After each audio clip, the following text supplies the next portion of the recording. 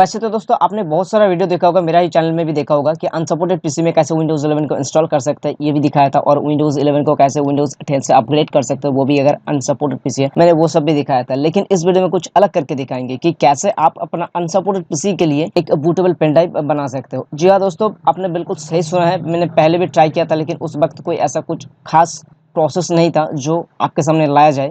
लेकिन अब जो है एक जेन्युइन तरीका है, जो एक ऑफिशियल तरीका है, मैं आपके सामने लाने वाला हूँ।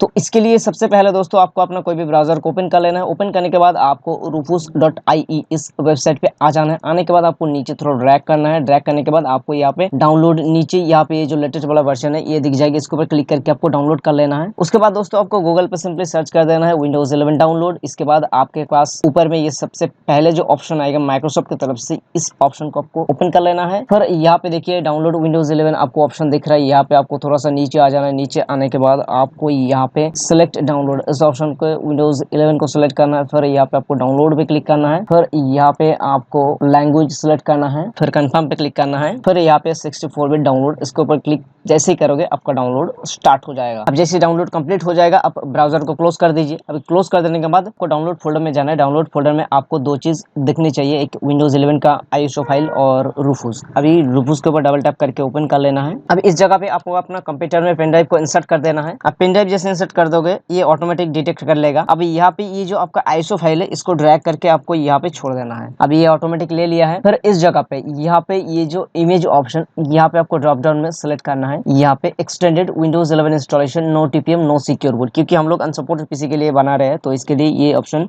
सिलेक्ट होना चाहिए। ये सिलेक्ट करने के बाद आपको ये देखना है कि आपका कंप्यूटर एमबीआर में है या जीपीटी में। ये जानने के लिए आप स्टार्टिंग के ऊपर राइट क्लिक करें। फिर यहाँ पे डिस्क मैनेजमेंट ऑप्शन पे चले जाए। अब यहाँ पे आपका डिस्क 0 लगा हुआ होगा। डिस्क 0 के ऊपर आपको राइट क्लिक करना है। उसके बाद प्रॉपर्टीज में जाना है। उसके बाद आपको वॉल्यूम्स में क्लिक करना है। यहाँ पे आपको दिख जाएगा एमबीआर है या जीपीटी है। जैसे कि मेरा जीपीटी है तो मैं यहाँ पे जीपीटी सिलेक्ट कर लूंगा। वैसे तो ये बाय डिफॉल्ट ले लेता है, लेकिन अगर आप कोई दूसरा पीसी के लिए दूसरा एक पीसी से आप बूटेबल पेन ड्राइव बना रहे हैं तो उस केस में आपको ऐसे करके चेक करना है कि आपका कंप्यूटर एमबीआर में है या जीपीटी में। उसके बाद दोस्तों आपको स्टार्ट बटन पे क्लिक कर देना है। अब स्टार्ट बटन पे क्लिक करने से पहले आपको ये जानना जरूरी है कि आपका जो पेन ड्राइव है उसका सारा डेटा फॉर्मेट हो जाएगा, तो उससे पहले आप पेन ड्राइव को रिकवर कर लीजिए। कहते हैं दोस्तों, ये जो इन्फॉर्मेशन आप लोगों के साथ मैंने शेयर किया है आप लोगों को अच्छा लगा होगा। अगर अच्छा लगे तो प्लीज़ वीडियो को लाइक कर दीजिए। लाइक करने के साथ साथ दोस्तों के साथ शेयर भी कर दीजिएगा। अभी तक सब्सक्राइब नहीं किया है तो प्लीज़ सब्सक्राइब कर दीजिए। सब्सक्राइब करने के साथ साथ जो बेल वाला आइकन आएगा उसको ऑल पे प्रेस कर दीजिएगा, ताकि ऐसे ही टेक्नोलॉजी रिलेटेड वीडियोस और ट्यूटोरियल रिलेटेड वीडियोस मैं अपने चैनल में अपलोड करता रहता हूँ, आपको नोटिफिकेशन मिल जाएगा। अगर आपका भी मन में कोई सवाल या सोचा तो प्लीज़ नीचे कमेंट करके बताइएगा, क्योंकि आपका ये जो कमेंट है